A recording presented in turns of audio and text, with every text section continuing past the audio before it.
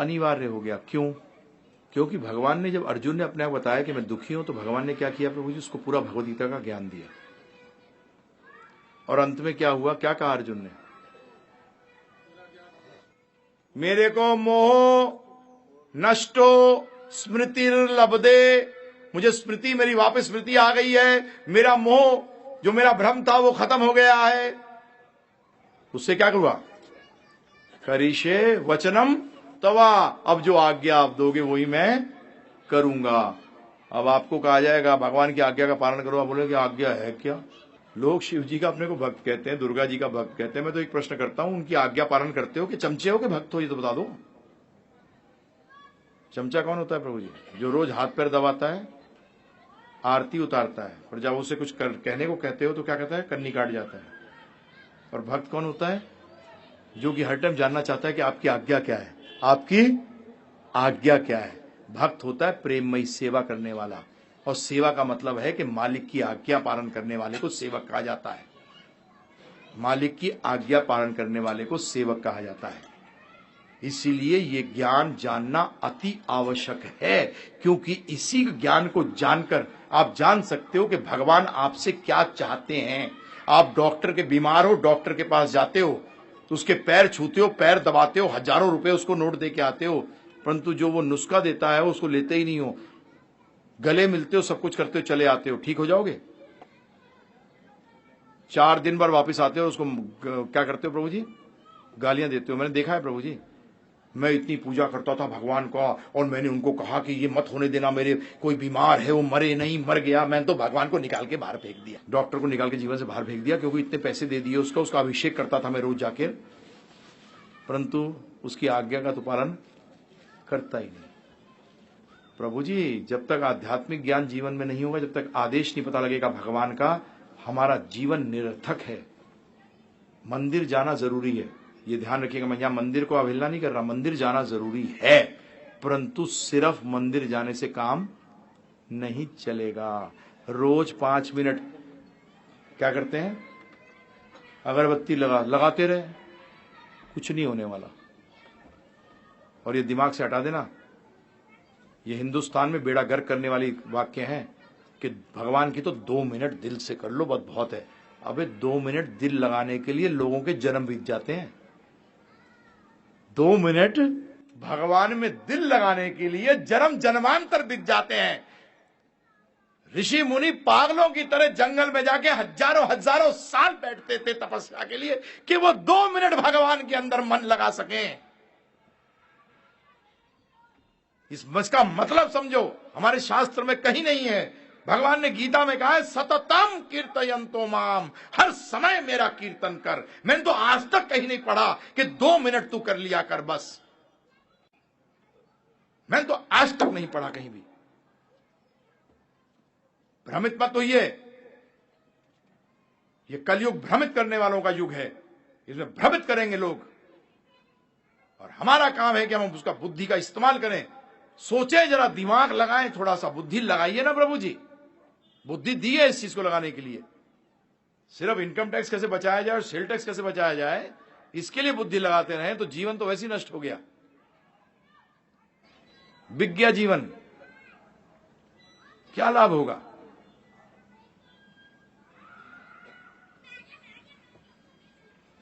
तो मंदिर आना आवश्यक, परंतु ज्ञान लेना अति आवश्यक। मैं 27 साल से प्रचार कर रहा हूं, तो मंदिरों में रहा, तो कई बार लोग पूछते थे हमें क्या करना चाहिए मंदिर में आके। मैंने कहा जो लड़के नजर आ रहे हैं ना, ये सब गेरुआ पहन के जो नजर आ रहे हैं, सफेद पहनकर जो आपको लग रहे हैं, ये इनसे आते ही प्रश्न करा करो, तुम्हें 99% भागते हुए नजर आ जाएंगे।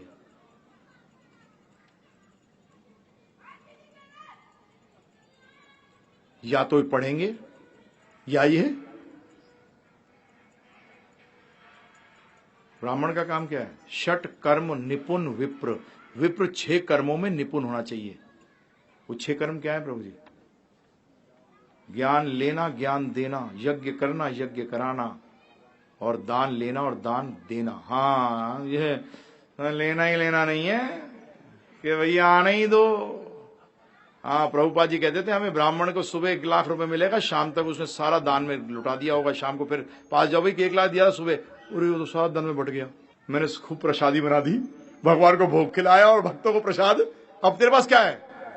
तो कुछ चेंज भी नहीं बची। संग्रह करना काम क्षत्रिय, उसके बाद लोअर लेवल ज्यादा संग्रह के चक्कर में कौन? वैश्य। शूद्र में तो दिमाग ही नहीं होता। शूद्र बताऊं कौन है? जो इन तीनों की सेवा करता है, तो शूद्र कहते हैं। मैं जनरल मैनेजर था 5 स्टार होटल का, मैं शूद्र था। मैं जनरल मैनेजर था 5 स्टार होटल का, मैं शूद्र था, क्योंकि मैं किसके लिए काम कर रहा था? वैश्य के लिए। तो वैश्य के लिए जो काम कर रहा है वो क्या है? शूद्र है, सिंपल। तो प्रभु जी जानिए, ये आपको शरीर मिला है ज्ञान लेने के लिए। और कौन सा ज्ञान? दोनों ज्ञान की बात कर रहा हूं। और ये कब से शुरू होना चाहिए? 5 साल की उम्र से। ये शास्त्र कहते हैं, भागवत कहती, भागवत सुनते हो ना प्रभु जी? प्रहलाद महाराज ने कहा है 5 साल की अवस्था से ये दोनों ज्ञान लेने चाहिए, दोनों। परंतु हम लोग आध्यात्मिक ज्ञान, पागल है, ये उम्र है तेरी, तो ज्ञान कौन सी उम्र में लिया जाता है जी? आज हमारे हिंदुस्तान का बेड़ा गर्क क्या हुआ? ज्ञान का स्थान ही नहीं है कोई, ज्ञान का कोई स्थान ही नहीं है। कहां गीता का ज्ञान दिया जा रहा है प्रभु जी? बताइए आप मुझे। आज मैं ये क्यों पहला लेक्चर में लेता यही हूं कि आप क्यों अगले 6 दिन आए? आप आगे 6 दिन क्यों आए? क्योंकि ये ज्ञान तो आपको कहीं और मिलने वाला है नहीं, और क्रमबद्ध हम आपको देने जा रहे हैं। तो आज यही सिद्ध कर रहे हैं ये आध्यात्मिक ज्ञान लेना कितना अनिवार्य है। इसको लिए बगैर, हकीकत में बता दूं मैं आपको, आप जीवन में कभी सफल हो नहीं सकते, क्योंकि सफलता का एक ही मतलब है, आनंद प्राप्त करना। करोड़ों रुपया भी व्यक्ति के पास हो जाए, अगर उसको आनंद प्राप्त नहीं है तो वो असफल व्यक्ति है। मैंने खुद देखा है प्रभु जी। हिंदू जो अस्पताल के अंदर गए थे, एक बार मेरे धर्मपत्नी का कुछ MRI करानी थी, तो वहां एक कोई बहुत सिंधी बहुत बड़ा सेठ था प्रभु जी। वो अपने बच्चों को क्या गालियां दे रहा था निकाल कर, और उसके साथ के कुछ लोग थे, बता रहे थे कि ये आदमी के पास बंबई में कम से कम 12,000 करोड़ की प्रॉपर्टी है। और प्रभु जी वो बुजुर्ग साथ हो गया था, बोलते हैं बर्बाद कर दिया, इतने पैसे दे दिए इनको, इनके लिए क्या क्या नहीं कर दिया, मेरा जीवन बर्बाद हो गया। अबे इतना पैसा कमा लिया, बर्बाद क्यों कह रहा है? तू तो आबाद है। क्योंकि आनंद नहीं है तो बर्बाद है। आप लोग जिसको प्रोग्रेस कहते हो प्रभु जी, वो प्रोग्रेस है कहां? हमने प्रोग्रेस करी कहां है? हमने तो दुख की तरह प्रोग्रेस करी है। जिस टेंशन को कभी किसी ने जाना नहीं था कि टेंशन होता है, बच्चों में कभी आत्महत्या सुनी नहीं थी। मेरा भी 53 साल 52 साल उम्र हो रही है, जब मैं भी 18-17 साल का था, हमने कभी आत्महत्या सुनी नहीं थी प्रभु जी। आप लोग तो मेरे से बुजुर्ग हैं, कहीं बैठे हुए यहाँ, बताइए आपने कभी सुनी थी बचपन के अंदर आत्महत्या? एग्जाम में फेल हो गए, अबे कौन से 12 साल में कुंभ है, अगले साल फेल आ जाएगा यार। हाँ, हम तो ऐसे वैसे मस्ती से जीते थे। हैं? कंपटीशन बढ़ गया है, उससे क्या? उस टाइम कंपटीशन नहीं था। ध्यान रखिएगा, ये एक बहुत बड़ा ढोंग है ये। उस टाइम नौकरियां कम थी तो लोग भी कम थे, आज नौकरियां ज्यादा हैं तो लोग भी ज्यादा है। मेरे से कई बार मैनेजमेंट वाले लोग बात करते हैं, मैं डोंट टॉक, फालतू बात मत करो। उस टाइम नौकरियां भी कम थी, उसी हिसाब से लोग भी। क्या उस टाइम कंपटीशन नहीं थी प्रभु जी? आप बताइए मुझे, किसने कहा कि उस टाइम कंपटीशन नहीं थी? उस टाइम भी कंपटीशन थी। उस टाइम कम पोजीशंस थी, कम लोग थे। आज पोजीशंस ज्यादा हैं, लोग भी ज्यादा हैं, परंतु आज हैंडल करना नहीं आता कि कैसे किस तरीके से हैंडल करें, क्योंकि हमारे माता पिता ने हमें ट्रेनिंग नहीं दी। गलती प्रभु जी ध्यान रखिएगा, सबसे बड़ी समाज की गलती, माता पिता को गुरु कहना बहुत आसान है और इज्जत लेना बहुत आसान है, परंतु माता पिता बनना बहुत मुश्किल है। बच्चा पैदा करने से कोई माता पिता नहीं बनता, बच्चा पैदा करके उसको पालने से कोई माता पिता नहीं बनता, वो तो जानवर भी करते हैं। भागवत साफ कहता है, जो व्यक्ति माता पिता, पुत्र, राजा, गुरु और स्वजन, स्वजन का मतलब मामा, चाचा, ताऊ, मित्र कोई भी हो, बनने योग्य नहीं है, जो कि अपने पे आश्रित व्यक्तियों को जन्म मृत्यु के चक्कर से तार ना सके। फिर दोहरा रहा हूं, जो अपने पे आश्रित को जन्म मृत्यु को, मामा बनाए तो भांजे को उतार सकता है, भांजी को उतार सकता है जन्म मृत्यु के चक्कर से, नहीं तो तू मामा नहीं है। माता पिता बनते हो, ये ज्ञान दिया है आपने, जो तो ज्ञान दिया उसे तो दुख ही बढ़ा है, उसे तो टेंशन बढ़ी है जीवन के अंदर। आपके में भी और बच्चे के में भी। गुरु को तो प्रभु जी काम है वो सब चीजों से इनसे आपको दूर ले जाता है। गुरु का काम दांत मांजना सिखाना नहीं है, वो एक छोटा सा हिस्सा है, उसका हिस्सा है परंतु छोटा सा हिस्सा है। तो इसीलिए मैं आप सबसे हाथ जोड़कर विनती करता हूं कि इस गीता को, ज्ञान को जीवन में लगाइए और जीवन सफल होगा। मैं आपको पोस्ट डेटेड चेक नहीं दे रहा कि मुक्ति मिल जाएगी आगे चलकर।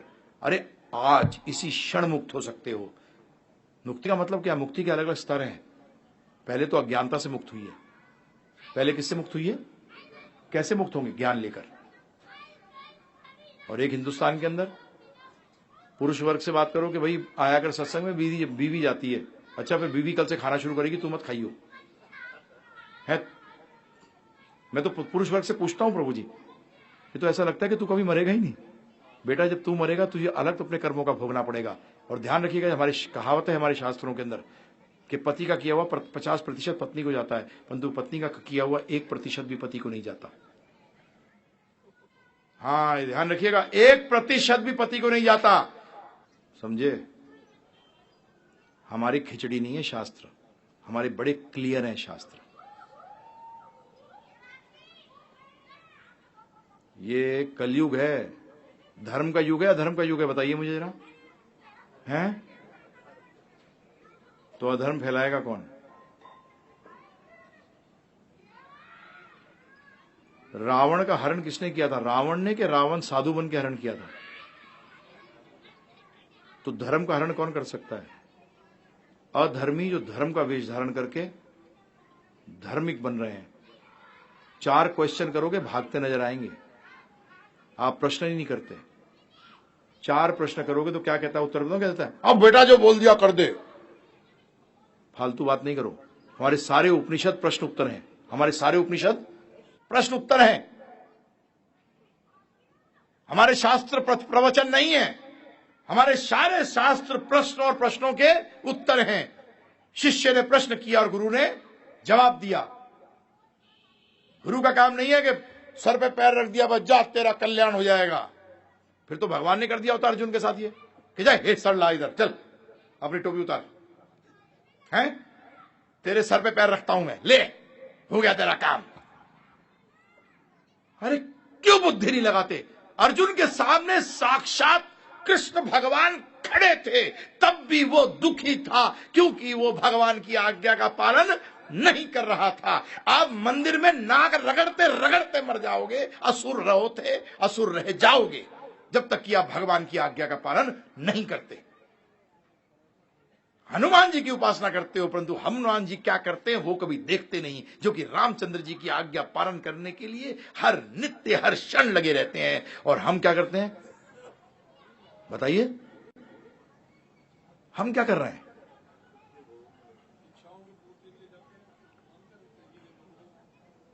बिजनेस है। भगवान ये दे दे, 4 नारियल चढ़ाऊंगा। भगवान कहेंगे लक्ष्मी जी से, अभी 4 नारियल आ रहे हैं यार, है ना, कमी हो गई इनको, तो 4 नारियल देगा ये, क्या कमाल है। जब भी मैं आपसे अनुरोध कर रहा हूं, इस जन्म में अब तो अनंत जन्मों तो ध्यान रखिएगा, भौतिक जगत में फंसे हो तो उसका मतलब आपने भगवान को नौकर बना रखा है और आप मालिक बने हुए हो। नहीं नहीं जी हम तो मालिक मानते हैं। यार कमाल के, आज के नौकर को आप कह दो ये कर, कल दिन घर छोड़ के चला जाएगा ना प्रभु जी। क्या कहते हो उससे?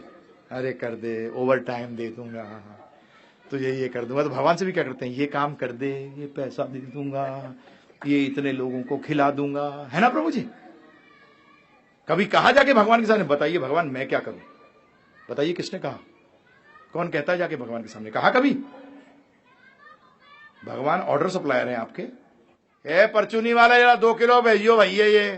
तो भगवान के साथ भी क्या है, थोड़ा जरा स्टाइल से बोलते हैं, भगवान ये कर दे, ये ले ले।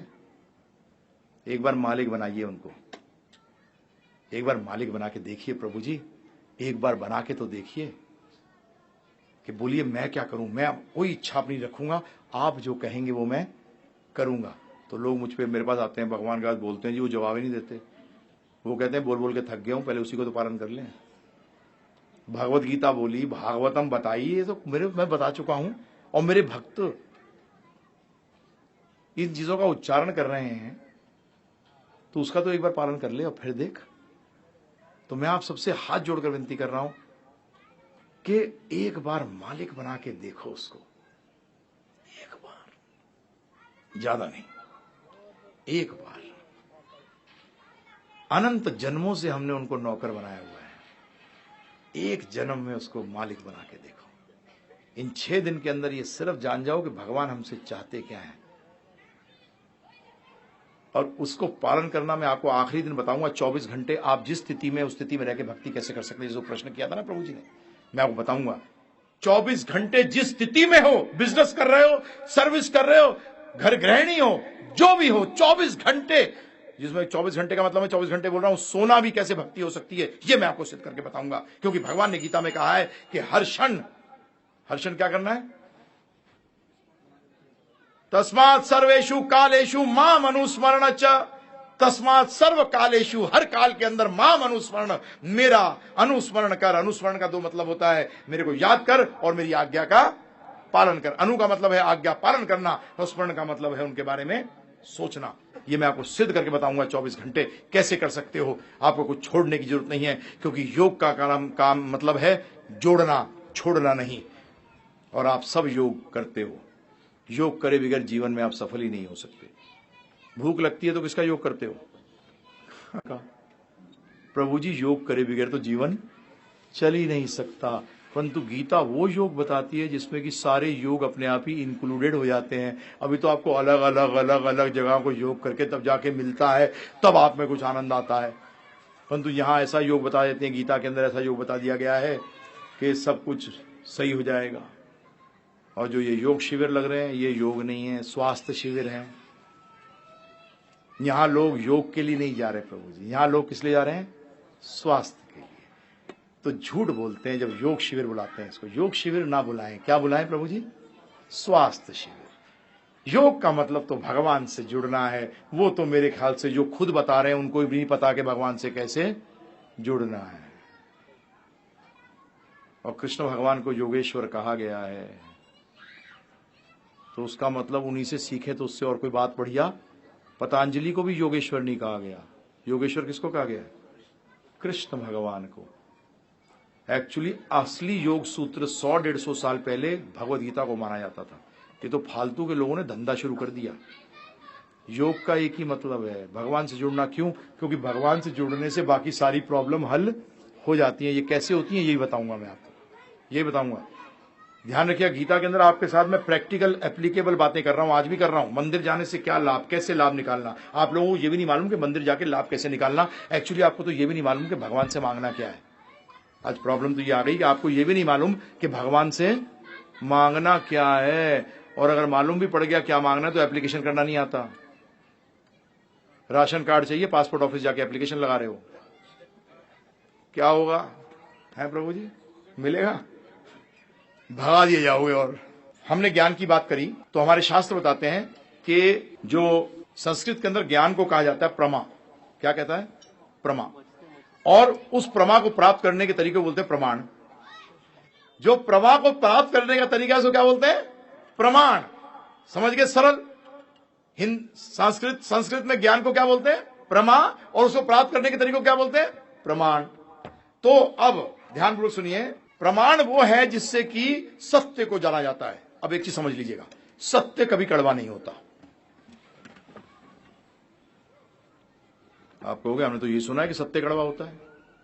नहीं, सत्य कभी कड़वा नहीं होता, क्योंकि सत्य दूसरा नाम है कृष्ण। और कृष्ण कभी कड़वे नहीं है, क्योंकि वेदांत सूत्र कहती है आनंदमयो अभ्यासात, के भगवान तो आनंद के पुंज हैं, तो कड़वे हो कैसे सकते हैं। आप कहोगे फिर प्रभु जी सत्य कड़वा क्यों लगता है? सिंपल उदाहरण समझिए।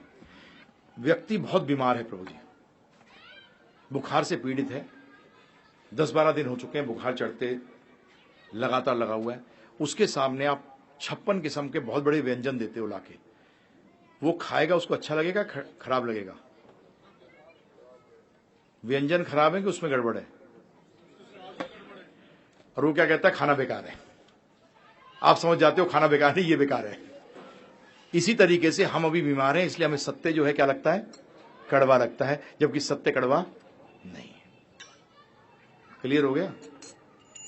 जब व्यक्ति को पीलिया होता है, जब उसको मिश्री खिलाई जाए, गन्ने का रस खिलाई जाए, तो उसको वो कड़वा लगता है, परंतु डॉक्टर कहता है इसको यही खिलाए जाओ, यही खिलाए जाओ, क्योंकि इससे क्या होगा, एक दिन इसको इसी से सुधरेगा और यही चीज इसको मीठी लगने लगेगी। जिस दिन समझ लो उस दिन बीमारी जो है वो कम होने लगी। इसी तरीके से ये ज्ञान है, इसी तरीके से भगवान का नाम है।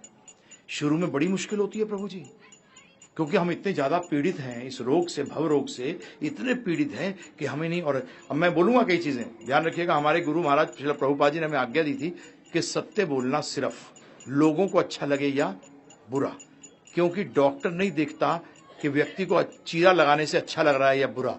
जब चीरा लगाना है तो चीरा मतलब समझ गए, काटना। अगर पेशेंट के लिए अच्छा है तो वो ये नहीं देखता कि पेशेंट उसको गाली दे रहा है या क्या दे रहा है, वो तो काट लगाता है। तो प्रभुपाद ने कहा साधु का दूसरा नाम है डॉक्टर, साधु का दूसरा नाम क्या है, डॉक्टर। और डॉक्टर का काम जहां जरूरत पड़े वहां चीरा लगाओ। तो आपको कई जगह लगेगा चीरा लगा रहा हूं, एक्चुअली वो चीरा है नहीं, परंतु आपके वो दुखती रब को दबा दिया। तो प्रभु जी क्या करूं, उधर पस ज्यादा भरी हुई थी तो दबा के निकालनी पड़ेगी, तो दर्द तो होगा। तो इसलिए सत्य कभी कड़वा नहीं होता, ये दिमाग से हटा दीजिएगा। अब आते हैं हम प्रमाण पे। तो प्रमाण वो है जिससे कि सत्य जाना जाए, क्योंकि झूठ के चक्कर में तो हम कोई भी नहीं है। हम लोग सब सत्य ही ढूंढ रहे हैं प्रभु जी। रिश्ते में सच्चाई ढूंढ रहे हैं, हर वस्तु में सच्चाई ढूंढ रहे हैं, सत्य ढूंढ रहे हैं। क्यों? क्योंकि अगर सत्य मिल जाएगा तो वो रिश्ता कभी खत्म नहीं होगा, और झूठे रिश्तों का कोई पैर है ही नहीं। तो हम लोग सब सत्य ढूंढ रहे हैं। तो उस सत्य को, अब सत्य को 3 प्रमाण तो 10 किस्म के बताए गए हैं शास्त्रों में, परंतु 3 मुख्य हैं, बाकी 7 इसमें मिल जाते हैं। उसमें समय हम बर्बाद नहीं करेंगे। हम 3 जो मुख्य प्रमाण हैं उनको लेते हैं। पहला प्रमाण जिसको कि आप मुख्य मानते हो उसको कहते हैं प्रत्यक्ष। क्या कहते हैं प्रभु जी? प्रत्यक्ष प्रमाण। परंतु इसमें तो गड़बड़ है। प्रत्यक्ष प्रमाण कई बार सही बैठता है और कई बार गलत बैठता है। उसका कारण, क्योंकि इस प्रत्यक्ष प्रमाण में 4 कमियां हैं। तो पहली कमी क्या है? हमारी इंद्रियां अपूर्ण है। तो जो प्रत्यक्ष प्रमाण आप ले रहे हो वो किससे ले रहे हो? इंद्रियों से ले रहे हो, और ये इंद्रियां क्या है? अपूर्ण है। मेरी आंख खराब है, आप मेरी ऐनक उतार दो तो प्रभु जी मेरा प्रत्यक्ष प्रमाण जो देखने वाला है वो तो सारा गड़बड़ हो गया प्रभु जी। अगर बिजली चली जाए तो फिर गड़बड़ हो गया। उसका मतलब ये इंद्रियां क्या है? अपूर्ण है। दूसरा गड़बड़ क्या है प्रभु जी? हम भ्रमित हैं, सोचते कुछ है और होता कुछ है। घर में जाइए, गिलास लीजिए, पानी में आधा भरिए, उसके अंदर पेंसिल डाल दीजिए, क्या लगेगी? टूटी हुई कि सीधी? टूटी हुई। पेंसिल टूटी हुई है क्या? नहीं, सीधी हो गई। भ्रमित है हम, सोचते कुछ है और होता कुछ है। सबसे बड़ा भ्रम क्या है? हम ये शरीर नहीं है, हम क्या है? आत्मा है। और हम लोग क्या लेके चल रहे हैं अपने आप को? शरीर। सबसे बड़ा भ्रम। तीसरा, धोखा देना और धोखा खाने की आदत। कोई व्यक्ति ये क्लेम नहीं कर सकता कि मैं धोखा नहीं दे रहा। हम सबसे बड़ा धोखा तो अपने आप को देते हैं कि नहीं, इस भौतिक चीज से हमें सुख मिल जाएगा, और जीवन भर हम ट्राई करते रहे, आज तक मिला नहीं। मेरे पिताजी ने मुझसे कहा था कि बेटा मैं सर्विस में हूं इसलिए इच्छाएं पूरी नहीं कर सकता, तू बिजनेसमैन बन जाएगा तो अच्छा रहेगा। तो मुझे क्या बोला? बिजनेस के लिए प्रेरित कर दिया। और बिजनेसमैन अपने बच्चे को क्या बनाना चाहता है? यार सर्विस कर लेगा तो अच्छी नौकरी मिल जाए, इससे बढ़िया कोई चीज नहीं है। धोखा दे रहे और धोखा खा रहे हैं।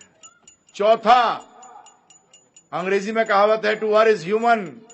गलतियां करना तो मनुष्य का स्वभाव है। अब ये 4 कमियां जब हमें हैं तो प्रत्यक्ष तो प्रभु जी गड़बड़ होगा नहीं होगा? बताइए।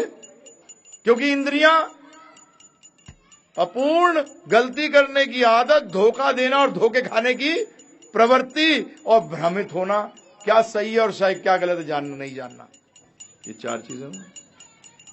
अब दूसरा प्रमाण बताया गया, अनुमान। अनुमान कैसे लगाते हो? प्रत्यक्ष से। अनुमान भी कैसे लगाते हो? जब प्रत्यक्ष से प्रमाण प्राप्त करते हो कुछ, तब अनुमान लगाते हो, तो अनुमान भी गड़बड़ हो गया। बोले प्रभु जी तो आपने सब गड़बड़ कर दिया।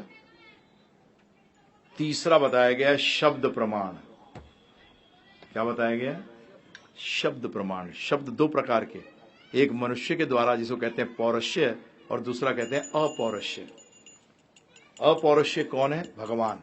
जो भगवान के मुख से आते हैं उनमें ये कोई कमी नहीं है। भगवान पूर्ण है, इसलिए उनके शब्द भी पूर्ण है, इसलिए उनके शब्द अगर मानेंगे तो जीवन भी सही हो जाएगा, क्योंकि सही ज्ञान प्राप्त होगा। अभी आप जितनी भौतिक ज्ञान लेते हैं, प्रभु जी साइंस के अगर कोई विज्ञान का पढ़ा जो अभी पढ़ता भी हो, अभी भी पढ़ता हो, तो जानता है हर चौथे दिन विज्ञान जो कहती है उसको हर चौथे दिन रिजेक्ट कर देती है। हर चौथे दिन अगर किसी को इंटरेस्ट हो विज्ञान के अंदर तो वो जानता है इस बात को कि जो आज एक्सेप्ट किया उसको चौथे दिन। मैं उदाहरण खुद का देता हूं प्रभु जी, मेरे पहले पेट में दर्द होता था, बच्चा था बचपन में, तो मुझे बरालगन बताई गई लेने के लिए, बरालगन लिया करो। और आज 10 साल पहले क्या बोल दिया प्रभु जी, बरालगन तो जहर है, मर गया मैं तो। डॉक्टर ने पता नहीं कितनी खिला दी मुझे, और आज बोल रहे हैं वो जहर है। हमारी कितनी दवाइयों के साथ ऐसा होता है प्रभु जी, होता है नहीं होता बताइए, कितनी दवाइयों के साथ ऐसा होता है। इसी तरीके से विज्ञान की थ्योरियां हैं, थोड़ा सा दिमाग लगाइएगा। थ्योरी का मतलब होता है जो अभी सिद्ध नहीं हुई, ध्यान रखिएगा।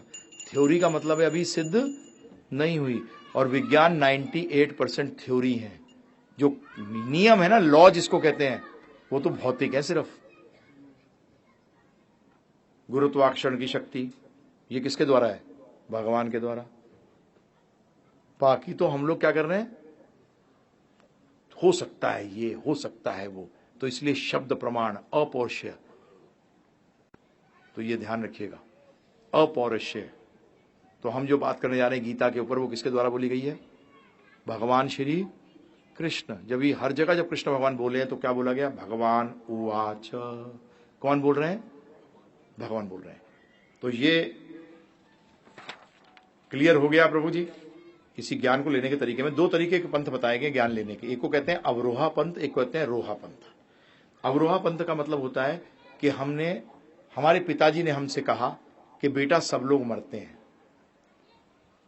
और मैंने मान लिया। ये तो हो गया अवरोहा पंथ। और रोहा पंथ क्या है? मेरे पिताजी ने कहा कि सब लोग मरते हैं, बोलते हैं मैं नहीं मानता, मैं तो सबको मरते हुए पहले देखूंगा तभी मानूंगा। पॉसिबल है? नहीं है। मैं सबों को मरता हुआ कभी देख ही नहीं सकता। उसका मतलब